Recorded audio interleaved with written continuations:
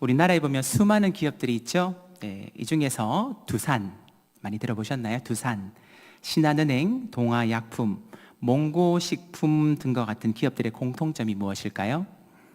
2025년 기준으로 역사가 120년 이상 된 기업이라고 합니다. 그 중에서 제일 오래된 기업이 두산이라고 하는데요.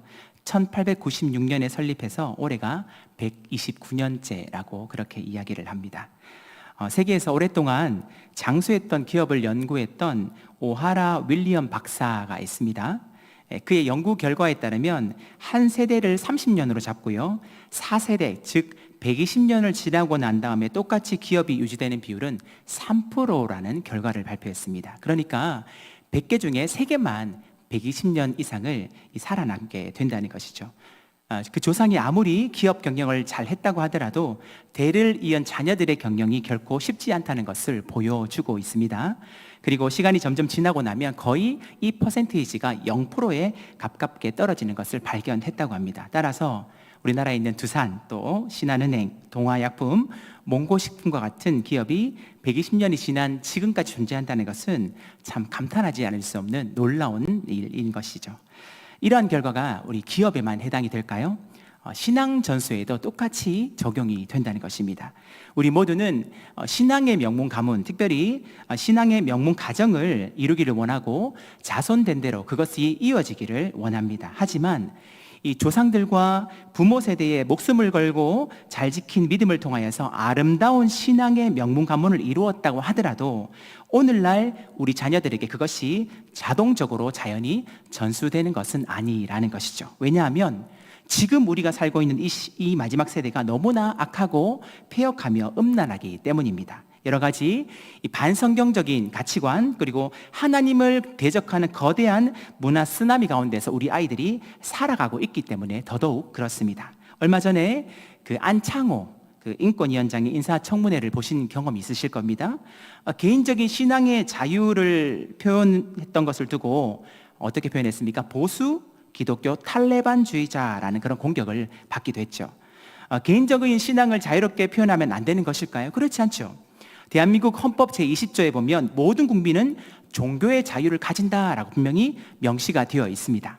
종교의 자유에는 3가지여서 신앙의 자유, 그 다음에 종교 행위의 자유, 그리고 종교적 집회와 결사의 자유를 보장하고 있기 때문에 결코 이러한 표현이 잘못된 것이 아니라는 것이죠. 그런데 개인적인 신앙의 자유로운 표현을 두고 무차별적으로 인신공격까지 퍼붓는 모습을 보면서 지금 이 시대가 신앙을 지키고 표현하는 것이 결코 쉽지 않은 세대를 우리가 살아가는구나 라는 생각을 하게 되었습니다. 이러한 가운데 우리 예수님의 말씀이 떠오릅니다. 누가복음 23장 28절 말씀인데 우리 다 같이 한번 읽어볼까요? 시작.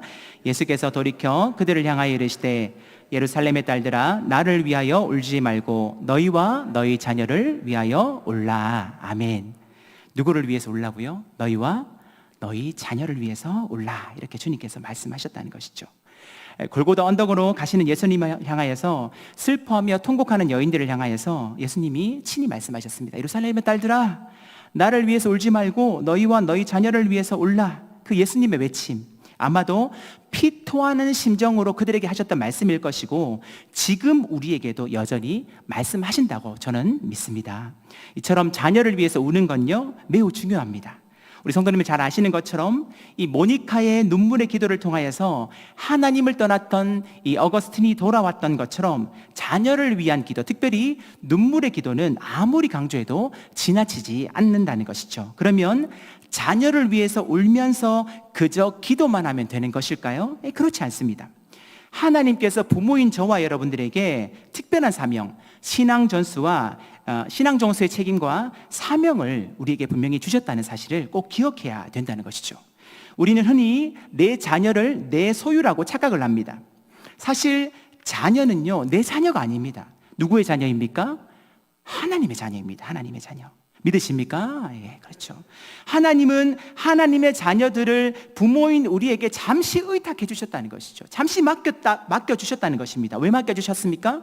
저는 그렇게 생각합니다. 첫 번째는 신앙 전수와 말씀 전수 잘하라고 그렇게 우리에게 맡겨주셨다는 것이죠. 두 번째는 무엇입니까?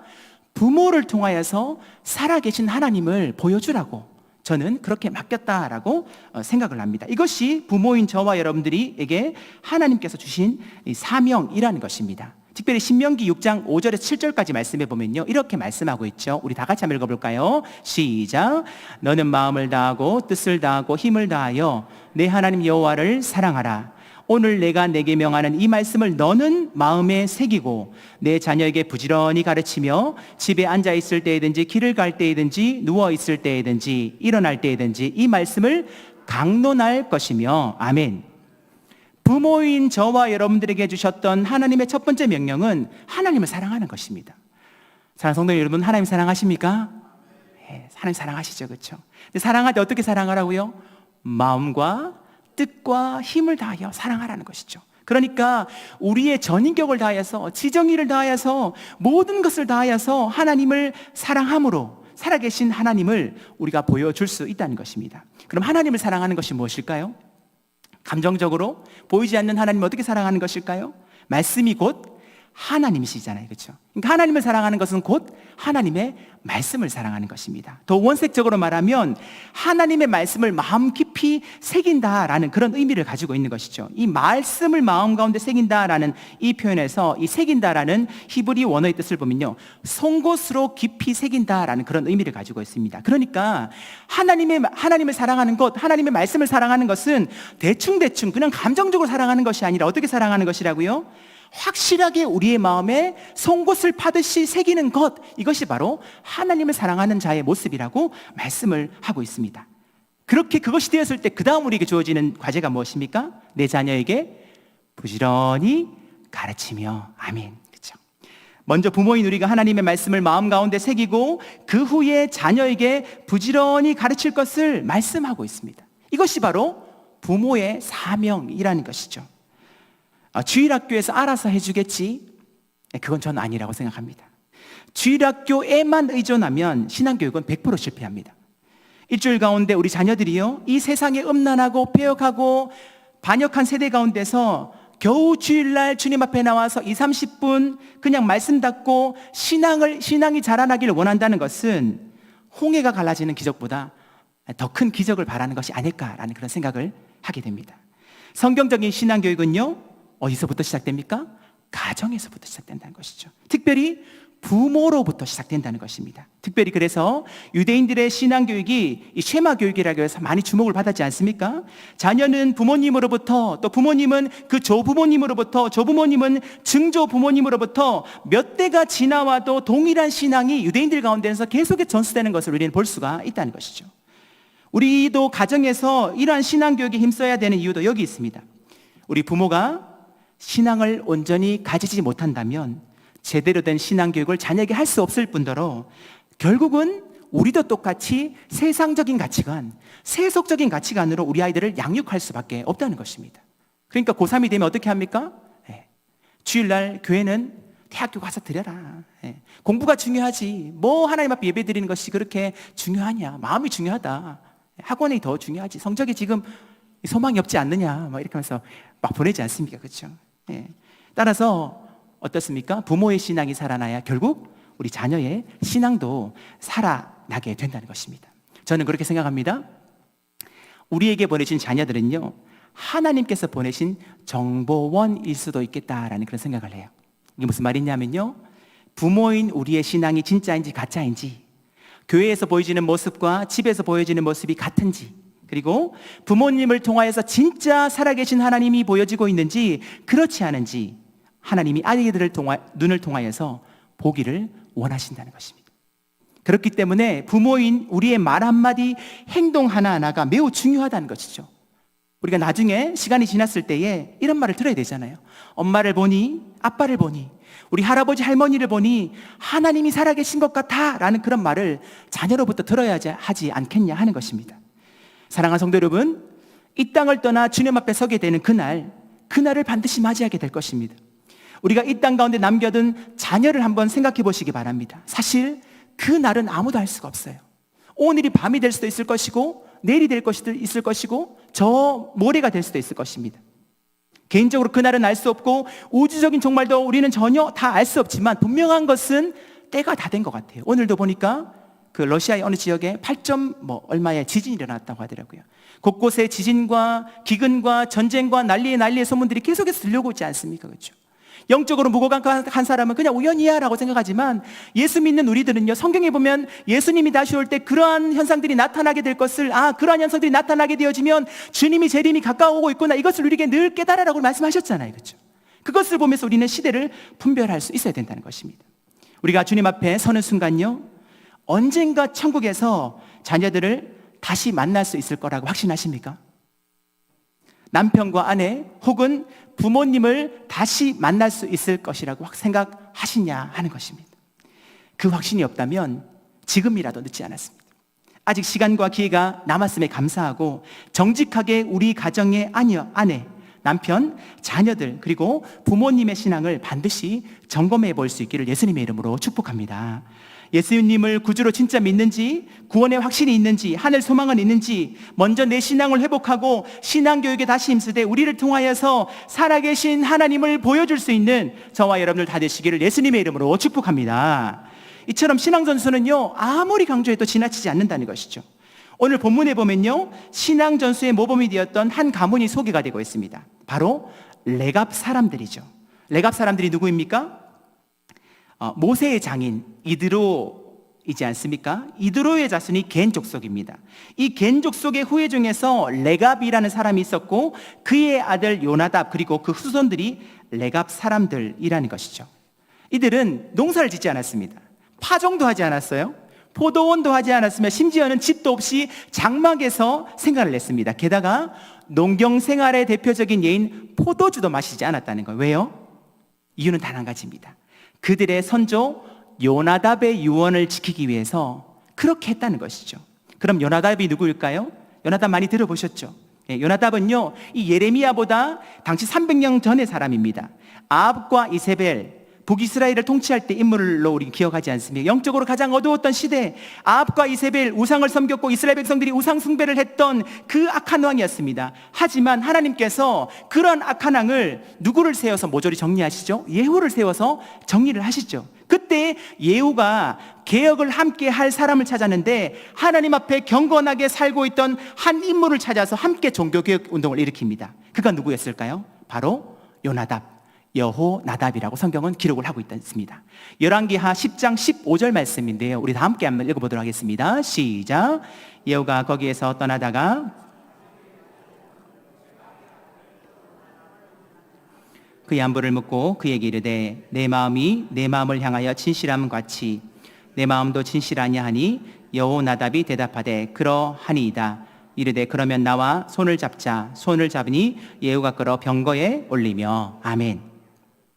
아합과 이세벨을 물리치고 이스라엘 백성들에게 하나님을 향한 올바른 신앙을 촉구했던 예후, 참 멋있지 않습니까? 그렇죠? 근데 그것이 끝까지 갔으면 얼마나 좋았을까요? 시간이 지나면서 또 이 예후에게 문제가 생기게 됩니다. 예후마저도 온전한 신앙을 버려버리고요, 베델과 단에 있는 금송아지 우상을 섬기는 일로 우상 숭배를 하게 되었던 것이죠. 그때 요나답이 어떻게 행동했을까요? 사실 예후 옆에 붙어서 적당히 눈을 감고 적당히 타협하면 부귀영화를 충분히 누리며 살 수도 있었습니다. 그러나 요나답은 어떻게 행동합니까? 세상의 모두한 것들, 세상의 가치를 다 거부하고 하나님 앞에서 고난을 택하기로 작정을 합니다. 마치 모세가 장성하여 바로의 공주라 칭함받기를 거절하고 동족들과 함께 고난받기를 택했던 것처럼은요, 그렇게 광야로 들어가서 장막 생활을 하면서 그 자손들에게 남긴 말씀이 오늘의 명령입니다. 너희들은 포도주를 마시지 말고 포도원도 집도 가지지 말 것이요. 이것이 무슨 말입니까? 하나님만 전적으로 의지하고 살라는 것입니다. 하나님께서 공급하시는 힘으로 살라는 것이죠. 그들이 세상 속에서 살아갔지만 세상 문화에 오염되지 않고 전적인 하나님의 은혜로 살아가기를 원했습니다. 아마도 이런 이유였던 것 같습니다. 계속해서 불신앙으로 치닫는 북이스라엘에서 그 후손들이 하나님의 은혜와 말씀대로 살아가기 위한 불가피한 조치였던 것 같습니다. 집, 포도원, 밭, 종자 등은 어떤 사람이요 땅에 정착하여 소유를 누리는 데 필요한 것들이죠. 이처럼 사람이 어느 한 곳에 정착하게 되어지면 소유, 소출에 집착하게 되고 탐심에 빠지게 되어지면 자연스럽게 하나님으로부터 멀어지게 된다는 것이죠. 더군다나 북이스라엘은 하나님을 거역하고 죄악을 자행하는 땅, 우상 숭배가 가득한 땅이었기 때문에 그러한 이유는 더더욱 말할 필요도 없었습니다. 이러한 현실 속에서 요나답은 그의 후손들에게 순전한 믿음을 지키도록 소유욕과 물질적인 탐욕에 얽매일 여지를 아예 차단하고자 이러한 유언을 남겼다는 것이죠. 너희는 아무것도 가지지 말라. 광야로 들어가서 장막 생활을 해라. 이렇게 말씀을 하셨다는 것입니다. 오늘 본문에 보니까 하나님께서 어느 날 예레미야에게 찾아오십니다. 이렇게 말씀하시죠. 예레미야야, 레갑 사람의 후손을 초대해서 포도주를 대접하라. 이렇게 말씀하십니다. 그래서 예레미야는 하나님의 말씀에 순종하는 의미로 레갑 사람들을 초대하게 되어지죠. 그래서 포도주를 가득 채워서 마실 곳을 권하게 됩니다. 예레미야가 권한 포도주를 레갑 사람들이 마셨을까요? 마시지 않았을까요? 당연히 거절했습니다. 자, 본문 35장 5절 6절 말씀인데요. 우리 다 함께 한번 읽어보도록 하겠습니다. 자, 시작.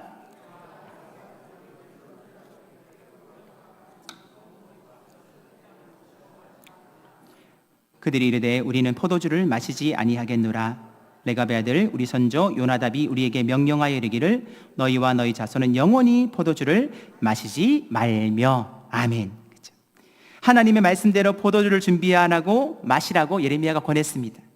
마시라 권하매라는 표현은요, 마시세요 이런 표현이 아니라 마셔 이렇게 소리를 쳤다는 것입니다. 거절당한 예레미야도 굉장히 황당했을 것 같아요. 마실 수 없는 포도주를 받았던 레갑 사람들도 굉장히 당황했을 것 같습니다. 피차 애매하고 어색한 상황이 펼쳐지게 된 것이죠. 사실 성도 여러분, 한번 포도주를 먹는 것쯤이야 나시린이 빼놓고 먹을 수 있잖아요, 그렇죠? 왜냐하면 이들에게는 포도주가 거의 음료와 같은 것이기 때문에 사실 이 한 번 먹는 것 때문에 죽느냐 사느냐 그런 문제는 아니었습니다. 예레미야 선지자의 낯을 보더라도 레갑 사람들이 어쩌면 한 번쯤 마실 수도 있었다는 것이죠. 그런데 그들은 끝까지 마시지 않았습니다. 왜요? 조상 요나답의 유언을 지키기 위해서 그렇게 했다는 것입니다. 레갑 족속들이 포도주를 마시지 않는다는 것을 하나님이 모르셨을까요? 모르셔서 그들에게 포도주를 권하셨을까요? 결코 아닙니다. 하나님은 레갑 족속들이 포도주를 마시지 않는 사실을 이미 알고 계셨어요.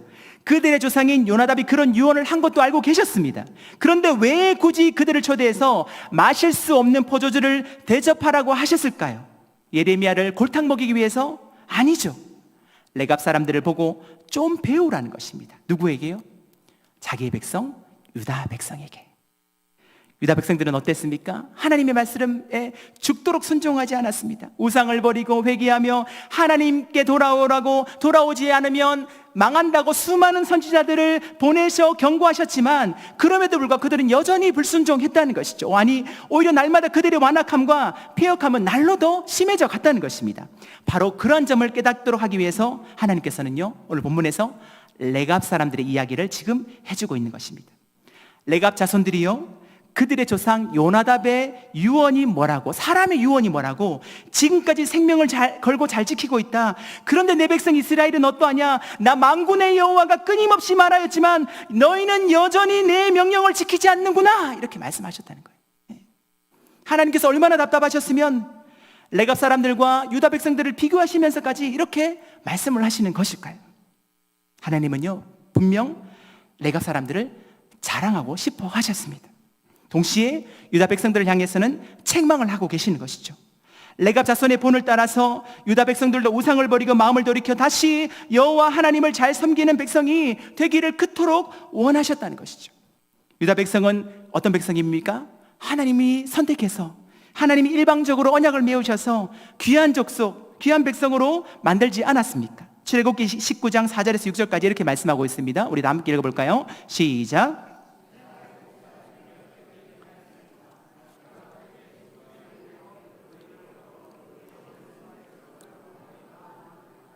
세계가 다 내게 속하였나니 너희가 내 말을 잘 듣고 내 언약을 지키면 너희는 모든 민족 중에서 내 소유가 되겠고 너희가 내게 대하여 제사장 나라가 되며 거룩한 백성이 되리라. 너는 이 말을 이스라엘 자손에게 전할지니라. 아멘.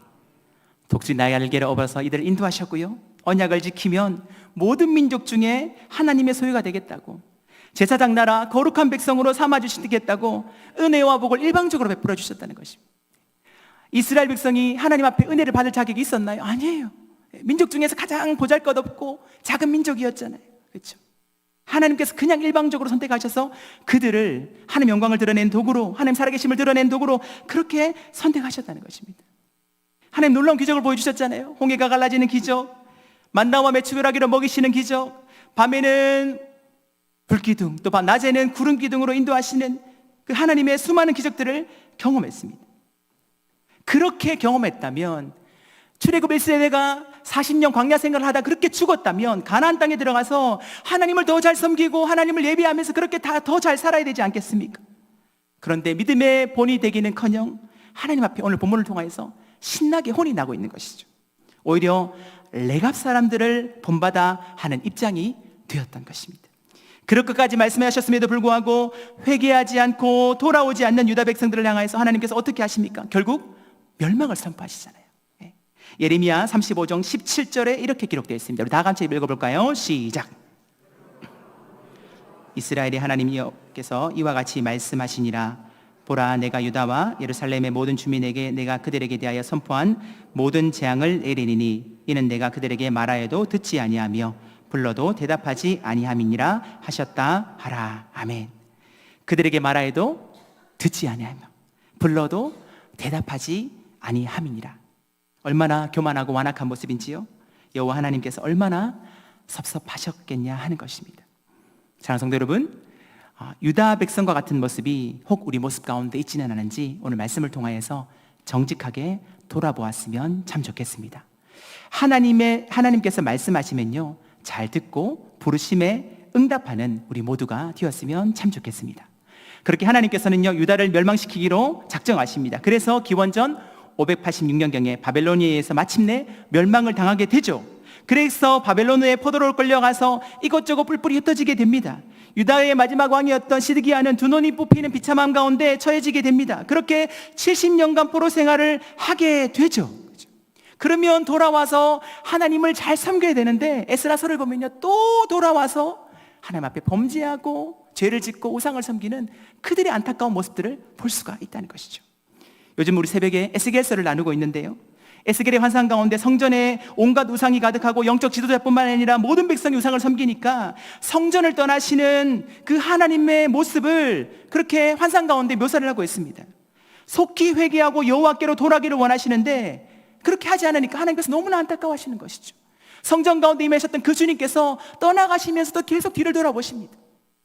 하나님이 그 마음이라는 거예요.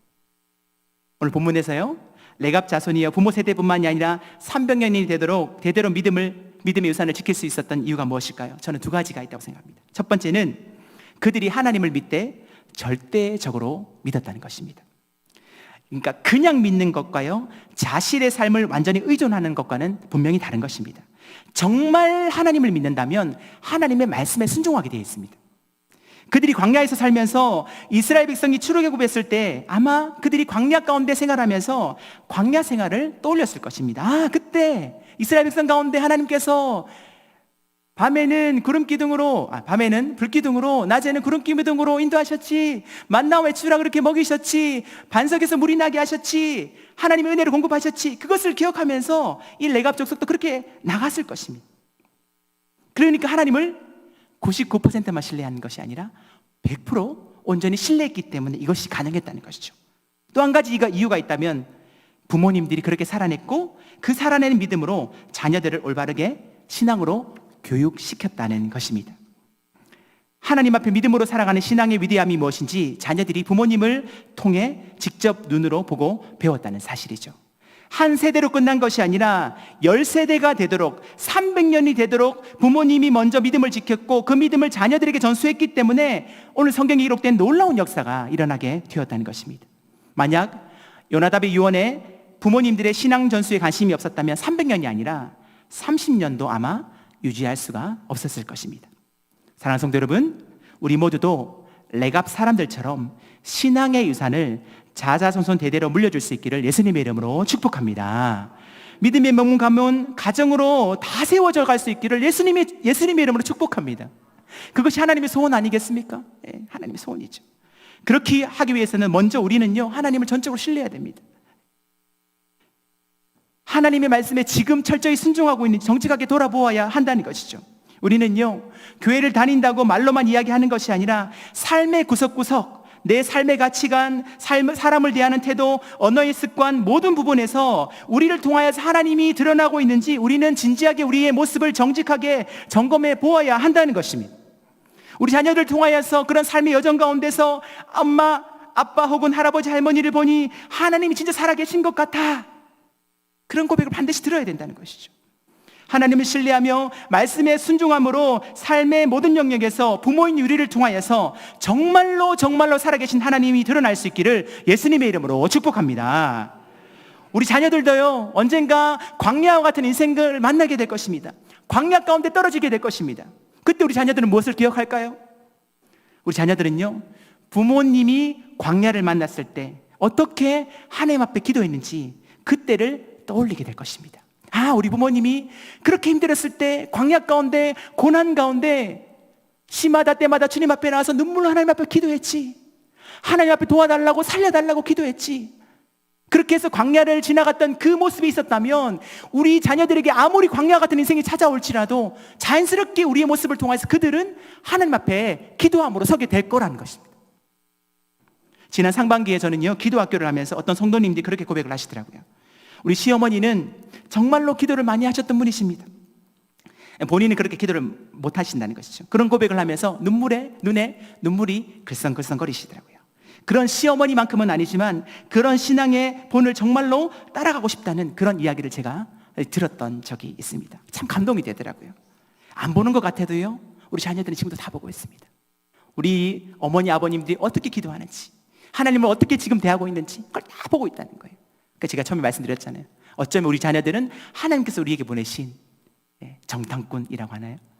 우리의 모습을 다 지켜보고 있는 그런 목적으로 하나님께서 우리 자녀들을 보내주시지 않았나라는 생각을 하게 됩니다. 여건과 고난이 찾아올 때에, 광야 같은 인생이 펼쳐질 때 하나님을 신뢰하며 절대적으로 믿었던 그 부모님이 찾았던 하나님, 말씀에 순종했던 부모님의 모습을 기억하면서 우리 자녀들도 믿음으로 하나님 앞에 서게 될 그날이 반드시 오게 될 것입니다. 아름다운 이 신앙의 유산, 하나님을 향한 절대적인 믿음과 신뢰를 물려줄 수 있는 우리 부모님들 다 되시기를 예수님의 이름으로 축복합니다. 오늘 말씀을 맺겠습니다. 오늘 우리는요, 하나님 앞에 철저하게 믿음과 순종으로 살았던 레갑 자손, 요나답 자손들의 스토리를 읽었습니다. 비록 이방인이었지만 이 땅에서 하나님을 신뢰하고 말씀에 순종하며 300년 동안 신앙 전수에 최선을 다했던 레갑 자손들, 정말 하나님의 특별한 택함을 받았지만 하나님을 버리고 우상을 섬겨 마침내 멸망하게 되었던 유다 사람들과 참 비교가 되어지는 것 같습니다. 지금으로부터 2600년 전에 레갑 자손들의 이야기지만 오늘 우리가 읽었을 때에 큰 교훈과 도전으로 다가온다는 것입니다. 레갑 사람들을 지켜보시고요, 너무나 자랑스러워 하시면서 활짝 웃고 계시는 그 하나님의 모습이 상상이 되십니까? 그런 레갑 사람들에게 하나님께서 어떤 축복을 내려주십니까? 자, 본문 19절 말씀인데요, 우리 다 함께 읽어보도록 하겠습니다. 자, 19절, 예레미야 35장 19절입니다. 시작. 그러므로 만군의 여호와 이스라엘 하나님께서 이와 같이 말씀하시니라. 레갑의 아들 요나답에게서 내 앞에 설 사람이 영원히 끊어지지 아니하리라 하시니라. 아멘. 이게 레갑 자손들 가문은요, 하나님으로부터 복을 받아서 자손이 영원히 끊어지지 않는 복을 누리게 되었던 것입니다. 세상이 다 바뀐다고 하더라도 하나님을 경외하는 마음 잊지 않기를 원합니다. 말씀대로 살아내는 순종과 복종이 우리 삶 가운데 훈련되어지기를 원합니다. 자녀들에게 신앙의 유산을 물려주려고 힘들고 했을 때에 우리 하나님께서 레갑 자손들에게 주신 그 축복의 약속이 우리를 향한 분명한 약속이 될 것입니다.